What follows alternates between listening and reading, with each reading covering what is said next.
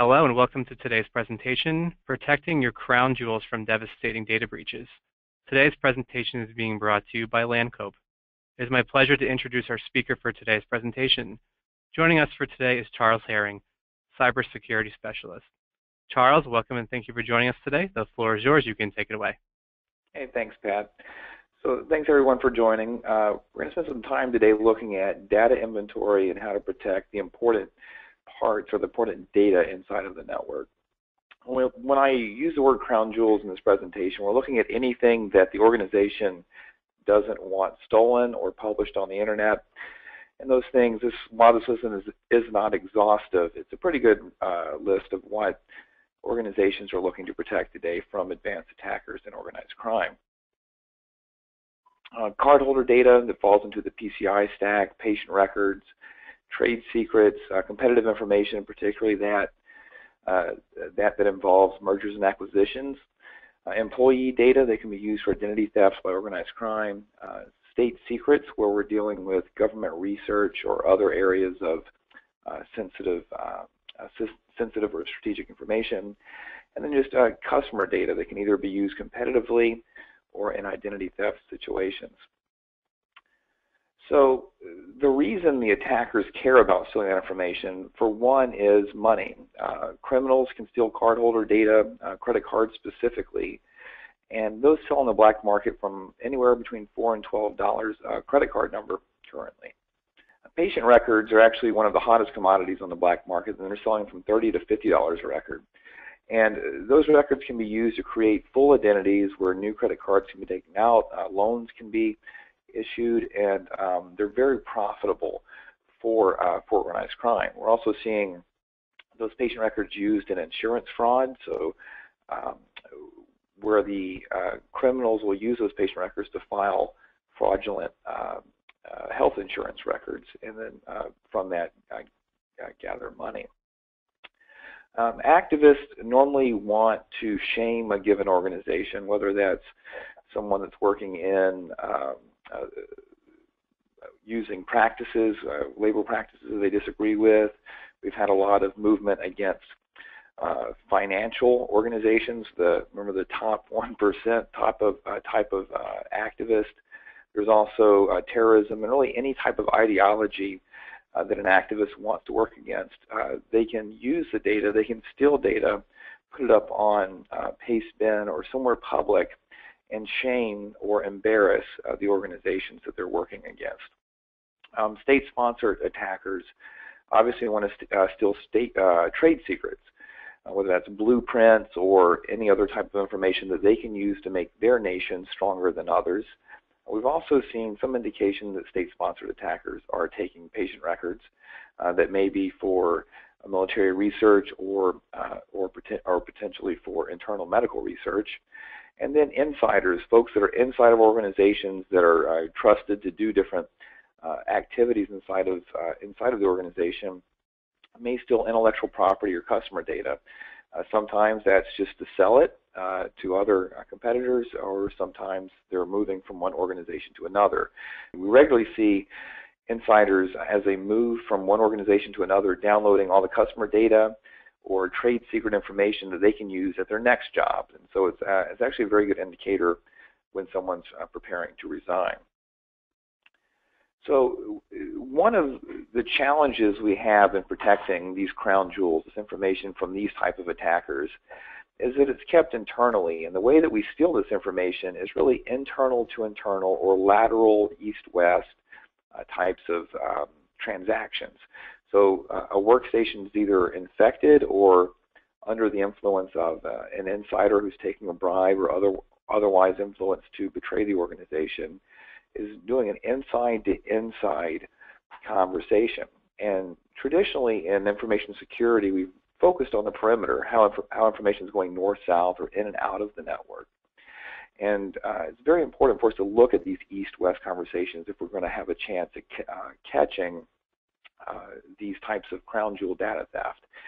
And so that obviously provides a challenge, right? Because we can't put probes everywhere. We can't put enforcement points everywhere in the network. So we're in some ways challenged on how do we get visibility into these east-west conversations.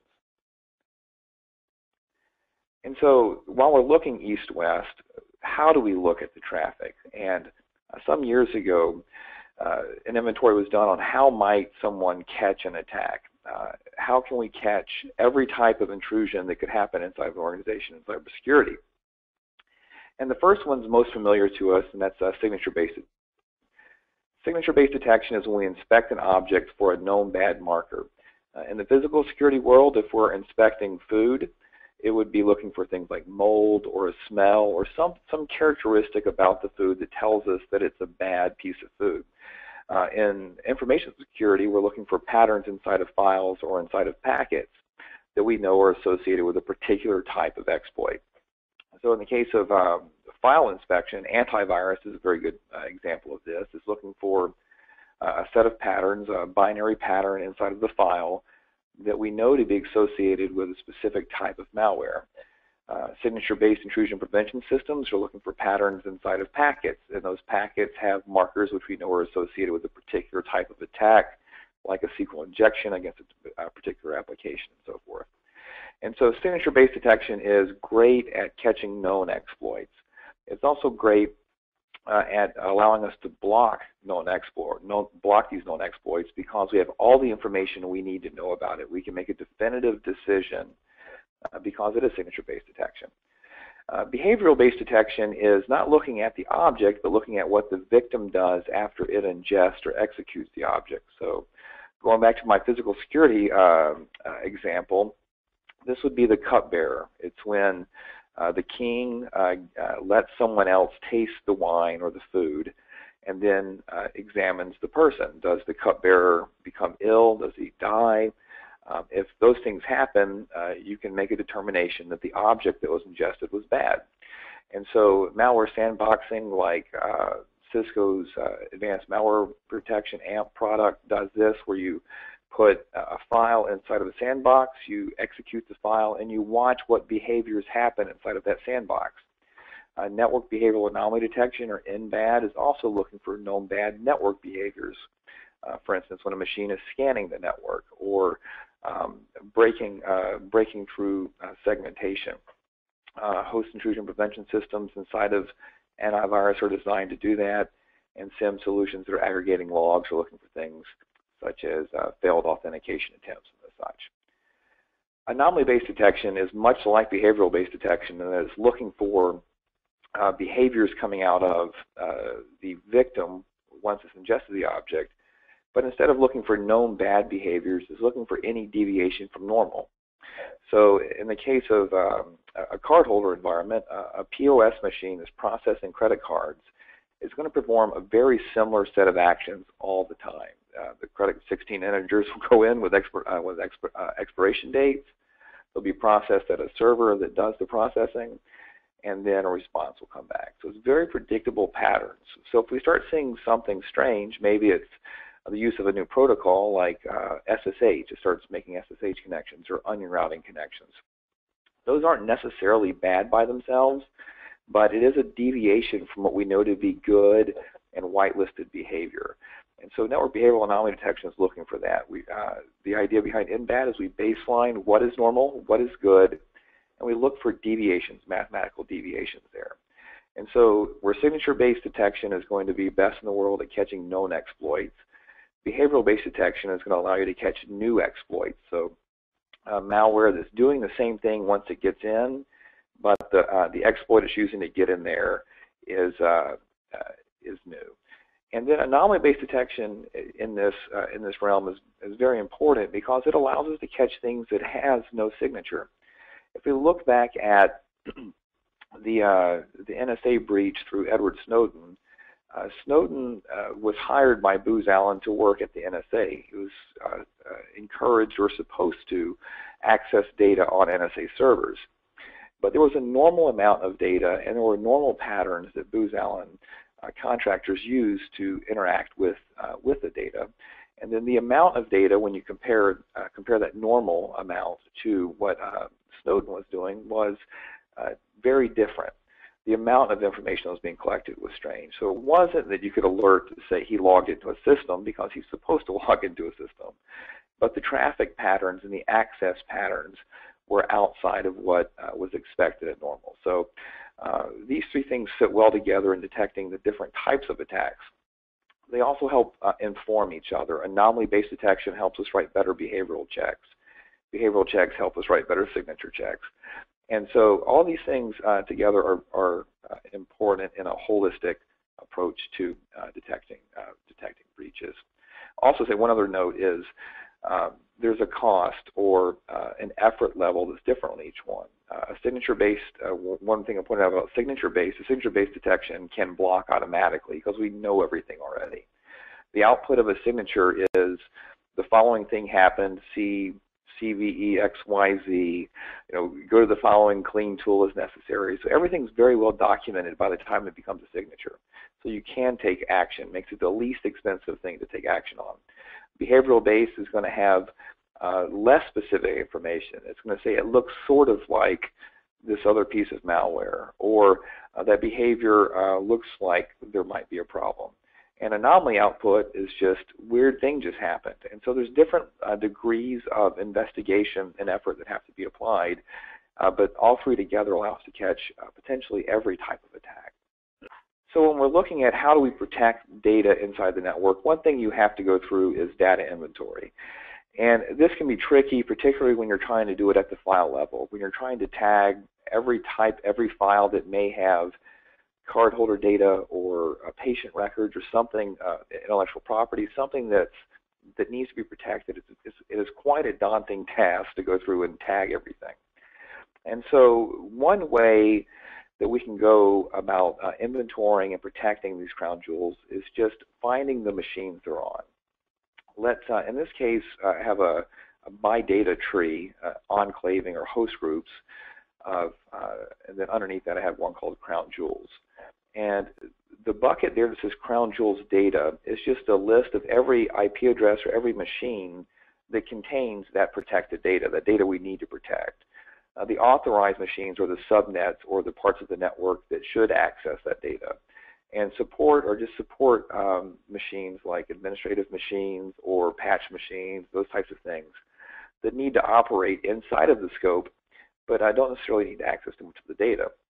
And so this is actually much easier to do. If you, for instance, in a PCI environment, if you start with one IP address of one POS machine, and you do what I call pull the thread, you just type in that IP address and say, show me every conversation, every peer, every machine that this POS machine is communicated with.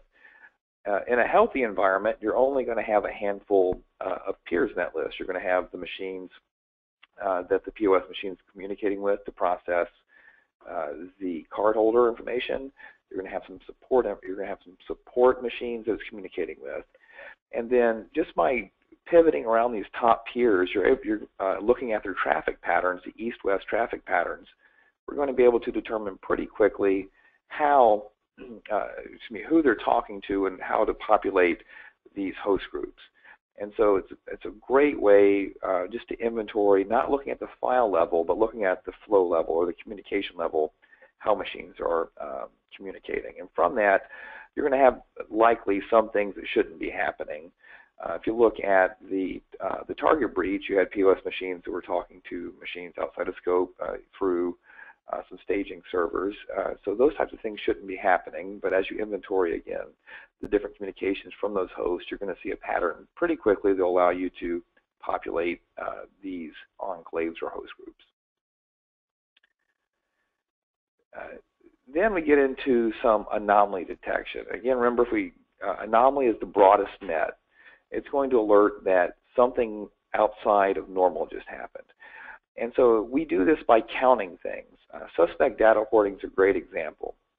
When Edward Snowden logged in, you go and you put all the machines, all the administrator machines in a bucket, just like we did before. It'd be crown jewel data authorized, so these are the authorized machines. And you count across that whole set how many bytes each machine, or how many, on average, how many bytes each machine collects in a given day. And then that gives you a baseline. Across that set, here is what we calculate to be normal over time. And then as a member of that set, Edward Snowden in this case, begins to access or hoard more information, pulling 100 megs off of this server, maybe a gig off this other server, mathematically his level of access, as we're counting those on each transaction, is going to exceed what's acceptable. So we're digging this a little bit more in depth, but just counting what's expected inside of a scope and what's actually happening helps us in alerting when someone is abusing their credentials, abusing their access, and stealing data. Target data hoarding is the flip side, how much information is being pulled out of the server. So it's the server side. So maybe an administrator sets up many different machines to collect the data and then aggregate it. That would also help us catch there. And then just looking at total traffic, how much information moves between all of the POS machines globally and the the credit card processing machines, or how much data over time moves between the imaging machines in a hospital and the data store. And so we can look at it from both a very specific per host perspective or a broader relationship perspective between each set. And suspect data loss is much like data hoarding. It's counting how many bytes a given host is sending out of the network. And we regularly see this amongst our customers where users are either wanting in good faith to work at home and they start sending patient records or intellectual property out of the network to a store like OneDrive or Dropbox or something like that so they can work at home, which they shouldn't because the protection that's provided by the network doesn't necessarily exist at their home. Or it could be that they're just they're leaving with it. They're getting ready to leave the company, and so they're uploading it. So we need to count just very in the context of the crown jewel scope how much data every host is collecting, how much data each host is sending out of the network or exfiltrating. And this is very helpful in catching data breaches. And so just go a little deeper on data hoarding. I know I've just hit this pretty hard, but in this scenario, you'll notice that on the second red box, it says we observed 10.9 gigabytes of traffic collected, and the policy allows up to 100 megabytes. So this means looking at how all these other hosts that are in the same group as this 10.252 host, the expected amount of consumption of data based upon what we've looked at over the last 28 days or so tells us we don't expect to see more than 100 megs consumed, where this guy is many standard deviations away from that at 10.9 gigs. So, the output of this is really weird things happening on this machine.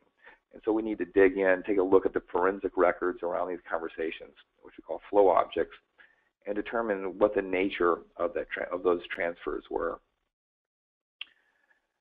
Data loss is the same thing. Here's a host that's inside of the scope that's expected to send less than 500 megs of data out of the network, and for some reason sent 8.3 gigs of traffic out of the network. So very important to monitor data leaving the network on a per host basis. So with those concepts out of the way, when we're implementing this, we've already, on that first step, going through pulling the thread, looking at where is our data, where are our authorized machines. Just by running top tiers and traffic reports between each one, we're able to populate these pretty quickly. Another interesting facet here is this is a logical rendering of how these machines work. We don't care about what route they're taking, whether that's a direct route or a VPN tunnel or whatever it may be. This is just a collection of IP addresses in the crown jewel data and the authorized data, and policy says that, some of them should talk, some of them shouldn't talk. But as soon as we map this out, we can do historical trending on this information. And so it also allows us to put in what's called in StealthWatch custom events, and it allows us to alert on zero tolerance situations. And so evolution of HLV, if you're familiar with previous iterations of StealthWatch, is a host lock violation, which is alarming basically on a firewall rule. But it allows us to alert when something that should never happen happens.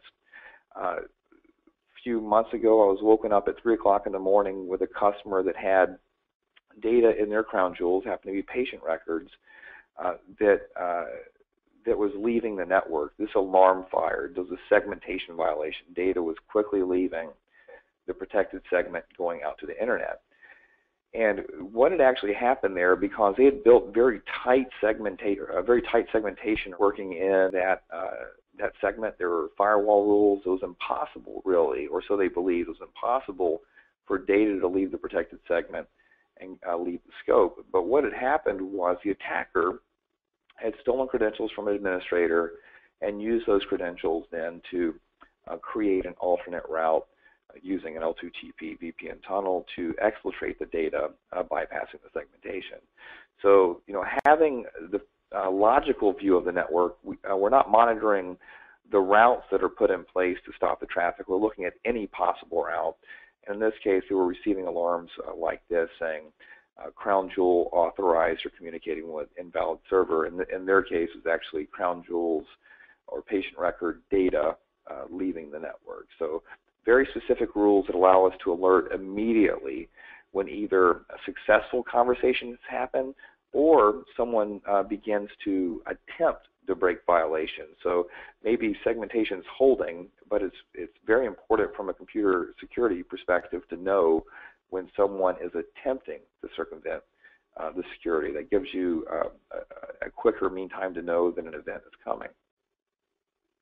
And so with all of that done, when you bring that together, when we have this map, and inside of that map, we're looking at every host inside of the host group. We're baselining what this set should look like. We're monitoring for normal behavior.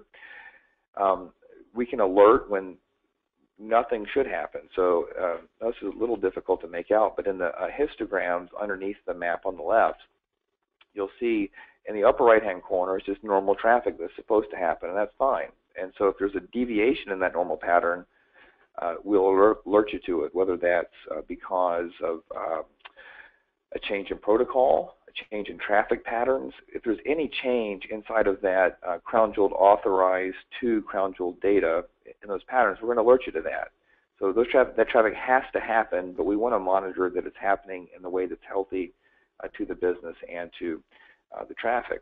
And then when you look at the others, there are things that should never happen. There should never be conversations to known bad places on the internet or for the data talking to the outside. And if any of that happens, we will alert you to it just by monitoring, again, going back and looking at these rules, these zero tolerance rules. So if anything does happen, we'll alert you to that. And so, Pat, I'll turn it back to you. If there's any questions that have come up, I'd be happy to address those. Okay, excellent. Thank you for your presentation today, Charles. As Charles said, at this time, we're now going to move on to the question and answer portion of today's presentation. And Charles, it looks like our first question for you today is going to be, how do you prioritize alarms on anomalous behavior? How do you know it is something important?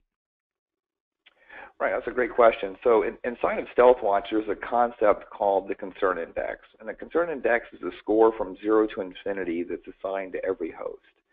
And as a host does something that's slightly anomalous, the CI will be incremented a little bit. If it's very anomalous, it'll increment very quickly. And the same with, we'll also increment known bad behaviors into that same index as well as signatures. So the way that every host on the network has a score for CI, from 0 to infinity, the higher it is, the worse the machine is doing. Think of it as a demerit system. And then we put thresholds of acceptable limits on the host based upon how sensitive the machine is or how important the machine is. So if we have something inside of a Crown Jewels type of scope, we're going to have a very low alarm. A POS machine should never have more than a handful of points at a given day. So we might alarm inside of the Crown Jewel scope at 1,000 points of CI. Where if we look at concern index being CI, and then if we look at something maybe in guest wireless where there's nothing really important over there going on, we might not alarm till 10,000 or 100,000 points of CI. And then based upon that, you have a percentage. How close is this machine to acceptable concern? And so in that, every host is in rank order based upon the risk it poses to the network. And its cumulative behavior. And just one last note on that question. it's not one anomalous behavior that we look at. We look at the overall behavior of the host. So it may be things like some firewall denies that are happening, plus maybe some TCP resets, and then you add on to that some additional things like data problems, like data hoarding. And so when we look at the overall behavior of the host, that allows us to make a determination on how bad it is. If we see multiple things happening across multiple parts of the kill chain, it's much more concerning than just seeing something in the recon. But short of it is, we solve that problem through the concern index, and then through the concern index and ranking every host in the network based upon their risk to the network. Okay, great. Thanks for that, Charles. Next question is, does behavior-based detection work for new hosts? It sure does. So there are some behaviors that are always bad. Going back to the cupbearer, it's never good to be sick. And the same thing inside the network, it's never good to break segmentation. It's never good to scan the network. Right? There are some things where it's not good to ever use invalid flag sequences. So as soon as a machine comes on, we know some behaviors. We have more than 80 different behaviors that we're looking for that we know are bad. And so if a machine is doing that, we'll immediately alert you to that. And then as we classify the host into its group, whether that's an HR workstation or a sales and marketing server, as we classify those machines, we're going to start evaluating the behaviors of those machines from an anomaly level against this peer set. So immediately out of the box, as soon as any host comes on the network, we're going to start evaluating it in comparison to global norms and also norms specific to the organization. Okay, Charles, how does behavior-based detection work for networks with a lot of inconsistent host behavior? Right. So one is just working off of the global norms. What do normal machines do? And there's some things that normal machines never do, and so we're going to alert on those things. Bad machines are almost always going to do some of these things, like breaking, segmentation, scanning parts of the network. And then we also group those hosts into host groups. And so when you start looking at every host in one big bucket, they are very different. But when you start grouping machines like point-of-sales machines or MRI machines into smaller buckets, into smaller host groups, the differences between them is much smaller. And so in nearly every organization we work with, there are a lot of different types. We see this in manufacturing with different things on the floor, or in healthcare with different devices. Those different types do operate differently than other types, but inside of the type, they tend to operate nearly identical. And if they don't, it's almost always an indication of a problem. So it's just a matter of global norms and then taking the organizational information and creating organizational or local norms. Okay, Charles, we have a couple more questions. First question, what about traffic that takes place inside the data center? Right, that's a great question. So when you look at the data center, we can pull NetFlow off or NetFlow type data, metadata out of the data center by using the switches there. So even in the virtual world, vSwitches like the Cisco's Nexus 1000V or the native vSwitch from VMware on ESX, they all have the ability to produce NetFlow right off of the switch. So we can see server-to-server conversations and send that on. In places where the vSwitch is either limited or you want to get even deeper visibility, Lancope produces an appliance called the Flow Sensor VE or Virtual Edition that we install on each ESX host, and it taps or spans, actually taps the vSwitch and allows us to see every conversation going between, and we can gather information from that and create metadata from it. So currently, very easy just to turn on NetFlow on your existing vSwitch, whatever they may be. If that's a problem, use a probe, a virtual probe like the Flow Sensor VE. And then inside of the physical part of the data center, utilizing the network as a sensor is very important. So where we have M-series cards on Cisco Nexus 7Ks, those things can do line rate NetFlow, but most of our customers enjoy watching not just the data coming in and out of the data center at choke points, but also what's happening inside of the data center on the multi-tiered apps. Okay, Charles, last question. Does this work with BYOD devices? It works great with bring your own devices, right? That's a common challenge is everyone's bringing in their own devices. The devices are moving in and out of the network. It's a fantastic way of monitoring those devices. So in conjunction with tools like Cisco's Identity Services Engine, ICE can provide the profile information from the host, whether it's an Android phone or a Windows tablet, and feed that directly into StealthWatch so we receive that context about the conversation. But even when that's not available, the metadata or NetFlow being produced from the communications of those devices allows us to inventory the devices, understand how many devices are there, what the traffic profiles look like, and look for those globally bad conversations, even if we can't put them in the local groups. So it works fantastic. We have a lot of customers that are just trying to figure out how many devices are on the network. Well, StealthWatch can do that. We can tell you how many devices are there. We can tell you how those BYOD machines are consuming internal services or cloud services or wasting bandwidth watching YouTube or whatever it may be. So absolutely, it's not about putting a probe down on the endpoints anymore, just leveraging the network as a sensor to watch all the devices, whether they're corporate owned or personally owned. Okay, great. Well, that wraps up the Q&A session for today. Charles, was there any last-minute comments or concerns that you had for the audience members? I would just say as we're moving information, moving into a time where we have everything's networked, whether that's the water fountains, the thermostats, everything we have in the network is a potential place for staging data theft. And so we see things that as organizations move to a pure endpoint protection policy, they lose visibility into things like the printers or even the clocks, things that have memory that can be used for exfiltrating data. So it's important to watch those types of devices from the network.